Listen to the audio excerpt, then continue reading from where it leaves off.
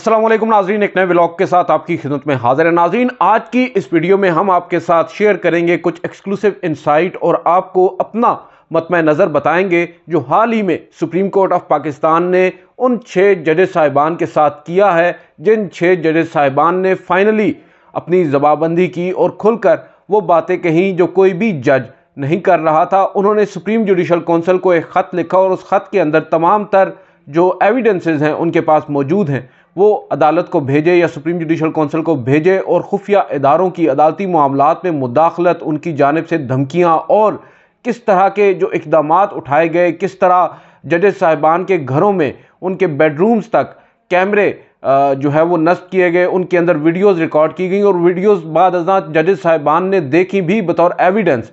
इसी तरह किस जज के घर वालों को ब्लैकमेल किया गया, शौक लगाए गए उनके रिश्तेदारों को और हर तरह का टॉर्चर किया गया और अपनी मर्जी के फैसले करवाने की कोशिश की गई। ये तमाम तर दावे उस ख़त में लिखे गए किए गए, जो ख़त उन्होंने सुप्रीम जुडिशल काउंसिल को भेजा और फिर सुप्रीम जुडिशल काउंसिल जो है उसके ऊपर वो क्या करती है वो बड़ा इंटरेस्टिंग है, क्योंकि चीफ जस्टिस ऑफ पाकिस्तान काजी फायज़ ईसा साहब, मैं यहाँ पर ज़रूर कहूँगा कि उन्होंने अपने ही इदारे पर एक खुदकुश हमला भी किया है और एक जो मौका, एक सुनहरी मौका, एक नादिर मौका उनको मिला था अपनी लेगेसी को बहाल करने का, जो उनकी एक लेगेसी ऑलरेडी हमारे सामने शटर हो चुकी है 13 जनवरी के उस फैसले के बाद और बाद जो कुछ भी वो कर रहे हैं, जो उनका एक मतमे नज़र है पाकिस्तान तहरीक इंसाफ को देख कर, उसको लेकर उस हवाले से अब उनके पास एक मौका था कि वो अपने आप को क्लियर करें और जो उनके हवाले से मुख्तलिफ आप कह सकते हैं कि सोसाइटी के अंदर एक तासुर बन चुका है, वो उस तासुर को ज़ाहिर कर सकते थे मगर वो नहीं कर सके और शायद वो करना भी नहीं चाहते। और इसकी एक बुनियादी वजह बज़ाहिर पाकिस्तान तहरीक इंसाफ ही है।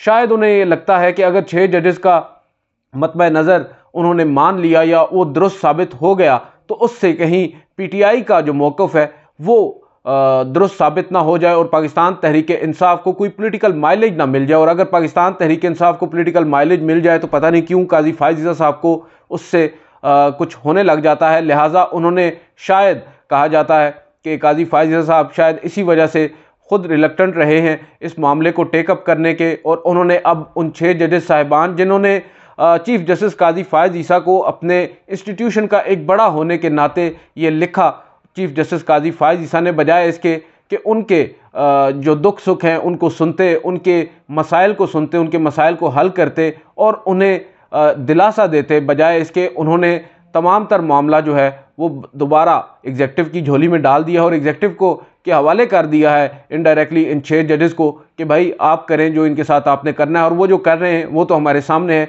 पाकिस्तान मुस्लिम लीग नवाज़ है इस वक्त हुकूमत में, दीगर भी कई जमातें हैं जो इस वक्त हुकूमत में है और उनकी जानिब से जो मौक़िफ़ अपनाया जा रहा है वो बड़ा अफसोसनाक है। एक ऐसा इंक्वायरी कमीशन जो एक रिटायर्ड जज 75 साल जस्टिस रिटायर्ड तसद्दुक़ हुसैन जिलानी की सरबराही में यक रुकनी कमीशन बनाया गया है, उस कमीशन के TORs भी हमारे सामने हैं। मगर सबसे अहम बात यह है कि अभी उस कमीशन ने अपना काम शुरू नहीं किया। हमारी फेडरल गवर्नमेंट ने अपनी ओपिनियन उस कमीशन पर दे दी है, उसकी जो मुमकिना रिपोर्ट हो सकती है उस पर उन्होंने अपनी राय दे दी है कि वो ये समझते हैं ये जजेस साहिबान जो हैं ये इनका तरीक़ाकार दुरुस्त नहीं है और ये गैर मुनासिब उन्होंने करार दिया है उनके उस ख़त को और उनके कंडक्ट पर उन्होंने सवालात उठाए हैं। तो जिससे अंदाज़ा होता है कि दरअसल गवर्नमेंट की इंटेंट क्या है। अगर वो चाहते कि आज़ादाना और शफाफ तहकीकात होती तो कम अज़ कम इस तरह के बयानात से ही एब्सटेन करते और इंतज़ार करते। और हैरानकुन तौर पर हमारी जो सुप्रीम कोर्ट ऑफ पाकिस्तान है उसको भी इस बात से कोई सरोकार नहीं है कि इस वक्त हुकूमत उन जजेस साहिबान के हवाले से कर क्या रही है। वो जजेस साहिबान जिन्होंने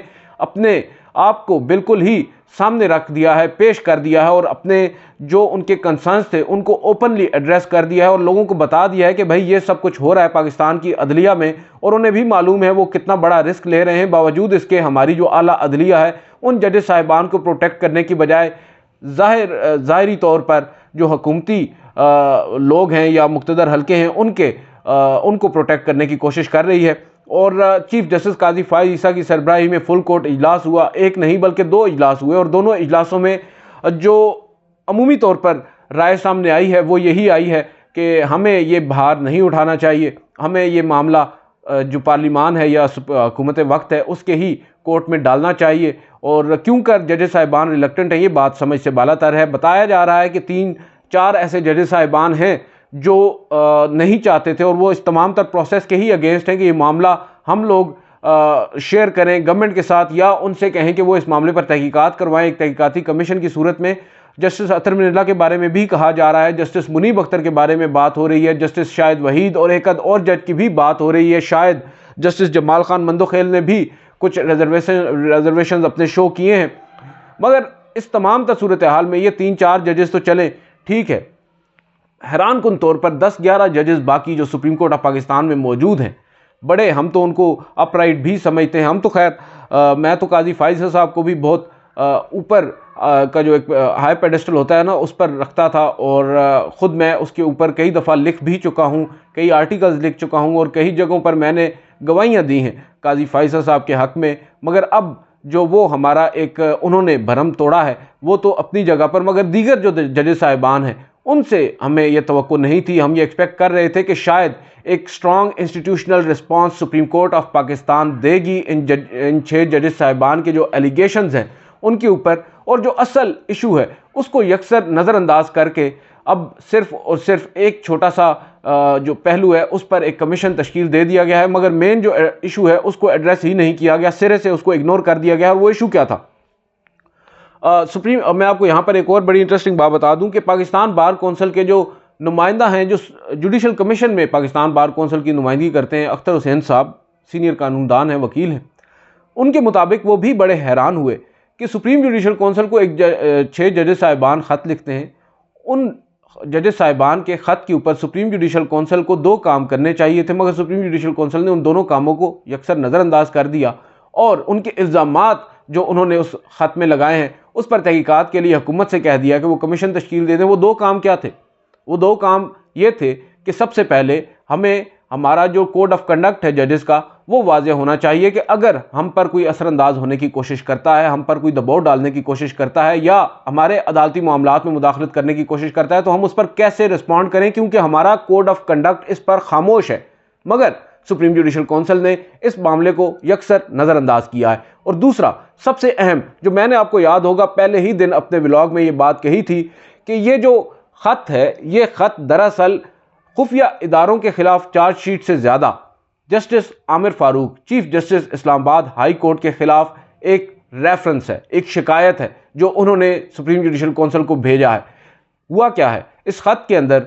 एक नहीं बल्कि कई ऐसे इंस्टेंसेस हैं, मौके हैं जहां पर जस्टिस जो 6 जजेस साहिबान हैं वो justice Aamir Farooq chief justice Islamabad high court के किरदार के ऊपर और उनकी कोड ऑफ कंडक्ट की खिलाफ वर्जियों की निशानदेही करते हैं। और उसके ऊपर यहाँ पर सबसे इंपॉर्टेंट चीज़ जो थी वो ये थी कि सुप्रीम जुडिशल कौंसिल को चाहिए था कि जस्टिस आमिर फारूक के खिलाफ प्रोसीडिंग्स को इनिशिएट करती और उनसे पूछा जाता कि भाई ये आपके ऊपर बड़े सीरियस किस्म के एलिगेशंस हैं, आप इसको कैसे इनके ऊपर रिएक्ट करेंगे, रिस्पॉन्ड करेंगे। मगर सुप्रीम जुडिशल कौंसिल न जाने क्यों आमिर फारूक साहब को भी गालबन प्रोटेक्ट करना चाहती है, उनको किसी भी सूरत में नाराज़ नहीं करना चाहती। हमारे पास माजी में कई ऐसी मिसालें मौजूद हैं। शौकत अजीज़ सिद्दीकी साहब का मामला हमारे सामने मौजूद है। शौकत अजीज़ सिद्दीकी साहब के मामले में भी शौकत अजीज़ सिद्दीकी साहब ने इल्ज़ामात लगाए थे उस वक्त की ISI के ऊपर और काफ़ी सख्त इल्ज़ामात थे। बावजूद इसके उस वक्त की जो सुप्रीम जुडिशल कौंसिल थी उन्होंने उस वक्त के आर्मी चीफ कमर जावेद बाजवा और उस वक्त के रजिस्ट्रार के नोट्स के ऊपर जो जस्टिस शौकत अजीज़ सिद्दीकी साहब हैं उनको ओहदे से बरतरफ कर दिया 1-2 समातों 1-2 कार्रवाइयों के बाद। और उसके बाद ये मामला अंडर द कारपेट चला गया, लार्जर बेंच बनते रहे उनकी आइनी दरख्वास्तों के ऊपर और चलते रहे। चीफ जस्टिस काजी फाइज़ ने फाइनली आकर इस मामले को टेकअप किया और आखिर में वो एक फ़ैसला देते हैं जो फ़ैसला बड़ा ही आप कह सकते हैं कि मुबहम किस्म का फ़ैसला है। उस फैसले में वो शौकत अजीज़ सिद्दीकी साहब को जो उनकी बरतरफी का फ़ैसला है उसको कलअदम भी करार दे देते हैं, उसको सेट असाइड भी कर देते हैं और उनको जो रैंक है जस्टिस का वो वापस मिल जाता है। यानी अब वो जस्टिस रिटायर्ड शौकत अजीज़ सिद्दीकी कहलाएंगे और उनकी पेंशन और मराहत उनको वापस कर दी गई हैं। मगर जो असल इशू है उसको उन्होंने भी नज़रअंदाज किया। वो इशू क्या था कि भाई जो इल्ज़ामात उन्होंने लगाए थे क्या आपने उनकी तहकीकात करवाई? और एक सवाल जो सबसे इंपॉर्टेंट है, जो कोड ऑफ कंडक्ट जिसकी खिलाफ वर्जी की बुनियाद पर शौकत अजीज़ सिद्दीकी को ओहदे से बरतरफ किया गया था, आपने उस कोड ऑफ कंडक्ट को वाज़े तक नहीं किया कि क्या जजेस साहिबान तकरीर में ये बात कर सकते हैं या नहीं कर सकते, और क्या जजेस साहिबान को इन खुफिया इदारों के लोगों से मुलाकात करनी चाहिए या नहीं करनी चाहिए। आपने उसमें भी इस मामले को नज़रअंदाज किया और आज भी जो असल इशू है आप उसको एड्रेस करने से गुरेजा हैं। बदकिस्मती के साथ सुप्रीम कोर्ट ऑफ पाकिस्तान को जिस तरह से रिस्पॉन्ड करना चाहिए था सुप्रीम कोर्ट ऑफ पाकिस्तान ने नहीं किया, और उसी का नतीजा है कि एक 75 साला retired chief justice of Pakistan Tassaduq Hussain Jillani, जिनका अपना माजी इतना ज़्यादा कोई ताबनाक भी नहीं है, गो के वो भी मुख्तलिफ सीढ़ियाँ चढ़ते चढ़ते तरक्की की मनाजिल तय तो कर चुके हैं, मगर अब आपने उन पर मुश्तमिल एक यकरुकनी कमीशन तश्कील दे दिया है। उनके अपने साहबजादे उनके खिलाफ अलम बगावत बुलंद किए हुए हैं। साकिब जिलानी वकील हैं, लाहौर से उनका ताल्लुक़ है। उन्होंने अपने वालिद साहब की सरबराही में कायम इस कमीशन के अगेंस्ट एक पटिशन के ऊपर दस्तखत कर दी हैं, जो अब तक गालिबन 350 से ज़ायद पाकिस्तान के नामवर वकला उस पिटीशन के ऊपर दस्तखत कर चुके हैं और इस कमीशन को मुस्तरद कर चुके हैं। और वो ये समझते हैं कि 6 जजेस साहिबान के जो इल्ज़ामात हैं उनके ऊपर ये जो कमीशन बनाया गया है ये एक आई वाश के तौर पर ही इसको लिया जा सकता है। तो ये काफ़ी अहम सूरत हाल है जो वकला बरादरी है, और ये वो लोग हैं जो प्रैक्टिसिंग लॉयर्स हैं, ये कोई सियासी वकला नहीं है। मुख्तलिफ ऐसे वकला हैं जो इशू टू इशू हमें नज़र आता है स्टैंड लेते हैं, और ये कोई वो वाली बात नहीं है कि किसी एक धड़े से किसी का ताल्लुक़ है या किसी दूसरे धड़े से ताल्लुक़ है। ये धड़े वाले वकील भी नहीं है, ये प्रोफेशनल वकला हैं। और इसके अलावा कुछ सिविल सोसाइटी के लोग भी उस पिटीशन के ऊपर अब दस्तखत कुनंदा बन चुके हैं, और उनमें हर गुजरते लम्हे के साथ साथ इजाफा भी हो रहा है। बहुत से लोग ऑन बोर्ड आ रहे हैं, और इससे नज़र ये आ रहा है कि कहीं एक और वकला तहरीक न शुरू हो जाए। और अगर अब की बार ये वकला तहरीक शुरू होगी तो ये किसी खुफिया इदारे की फंडेड वकला तहरीक नहीं होगी। बज़ाहिर अभी तक तो यही सूरत हाल नज़र आ रही है। और यहाँ पर अब जो हमारी हुकूमत है उसका किरदार, वो तो हम सबको मालूम है उनका क्या किरदार होगा, या वो क्यों कर और कैसे अपने इदारे को या अपने लोगों को सेव करने की कोशिश करेंगे। यहाँ पर सबसे अहम और कलीदी किरदार था सुप्रीम कोर्ट ऑफ पाकिस्तान का। एक मौका उनको मिला था और फुल कोर्ट वहाँ पर बैठी भी थी। बहुत से लोग ये कहते हैं कि अब एक अजम्पशन ये भी पैदा होगी कि क्या जजेस साहिबान के अपने भी राब्ते हैं जिनको बचाने के लिए या जिनको छुपाने के लिए वो इन 6 जजेस साहिबान के इल्ज़ामात को मुस्तरद करते हुए मामला पार्लिमान की कोर्ट में डाल रहे हैं। भाई, अगर आपको लगता है 6 जजेस साहिबान ने इल्ज़ामात लगाए हैं तो आप क्यों नहीं उन इल्ज़ामात की तहकीकात करते, और क्यों कर सुप्रीम कोर्ट के जो सिटिंग जजेस हैं वो बैठते उस कमीशन में और दूध का दूध और पानी का पानी करते। चीफ जस्टिस काजी फायद ईसा साहब से तो बहुत सारी उम्मीदें जो हैं पहले से ही दम तोड़ चुकी हैं, मगर जस्टिस मंसूर अली शाह जो कि सीनियर प्यूनी जज हैं, जस्टिस याहिया अफरीदी हैं, जस्टिस अतर मिनल्ला हैं, जस्टिस मुनीब अख्तर हैं, कई ऐसे लर्नेड जजेस इस वक्त भी सुप्रीम कोर्ट ऑफ पाकिस्तान में मौजूद हैं। शायद डिसेंटिंग वॉइसेस वो ज़रूर होंगी उस फुल कोर्ट मीटिंग के अंदर, मगर उनकी जानिब से अमली तौर पर कुछ होता नज़र नहीं आ रहा। ना ही किसी की जानिब से कोई नोट लिखा जा रहा है, ना ही किसी की जानिब से अपने तहफ़्फ़ुज़ात का इजहार किया जा रहा है। बज़ाहिर नज़र यही आ रहा है कि मट्टी डाल दी गई है, और अब 6 जजेस साहिबान जिनके साथ अदलिया को खड़ा होना चाहिए था, अब पूरी सोसाइटी ही क्या हमारी अदलिया भी उन जजेस साहिबान के खिलाफ आन खड़ी हुई है।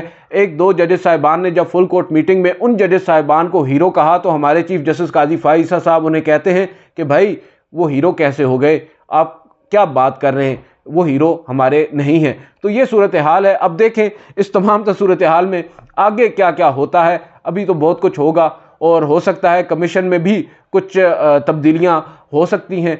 कुछ लोग कह रहे हैं कि जस्टिस तसद्दुक़ हुसैन जिलानी साहब भी पहले कुछ इतने ख्वाहिशमंद नहीं थे इस कमीशन की सरबराही में, मगर बाद अज़ा उन्हें कन्विंस किया गया। हो सकता है जो अब उनको बैकलैश का सामना करना पड़ रहा है, क्योंकि एक कमज़ोर, एक टूथलेस कमीशन बज़ाहिर नज़र आता है। एक 75 साल का शख्स वो क्या कर सकता है, और वो अकेले है, उनके साथ कोई और जज नहीं है, कोई और मेंबर नहीं है उस कमीशन का, उन्हें तमाम काम अकेले ही करना है। गो कि उनके पास सपोर्टिंग वो स्टाफ ज़रूर होगा, लेकिन जो काम है ये कोई इतना आसान नहीं है। सिटिंग जजेस को बुलाना है, उनसे तो पूछना है, वो पूछ भी लेंगे। क्या जो जनरल्स हैं, जो ISI के लोग हैं, जिनके ऊपर डायरेक्टली इल्ज़ामात हैं, उनको बुलाकर पूछा जाएगा? क्या आमिर फारूक साहब को बुलाकर पूछा जाएगा? क्या उमर अता बंदयाल साहब को, क्या काजी फायद ईसा साहब को बुलाकर पूछा जाएगा कि भाई आप लोगों को ये बात 1-1.5 साल पहले से मालूम थी, क्यों कर आप लोग इस पर खामोश रहे? बहुत से ऐसे सवालात हैं जिनका जवाब आना ज़रूरी है। 2 माह की मुद्दत है। बज़ाहिर नज़रिया आ रहा है कि 2 माह से पहले कंक्लूड नहीं होगा, और अगर 2 माह से पहले कंक्लूड हो भी गया तो इसको मज़ीद प्रोलॉन्ग भी करने की कोशिश की जा सकती है। आज की इस वीडियो से इतना ही, इजाज़त दीजिए। अल्लाह हाफ़िज़।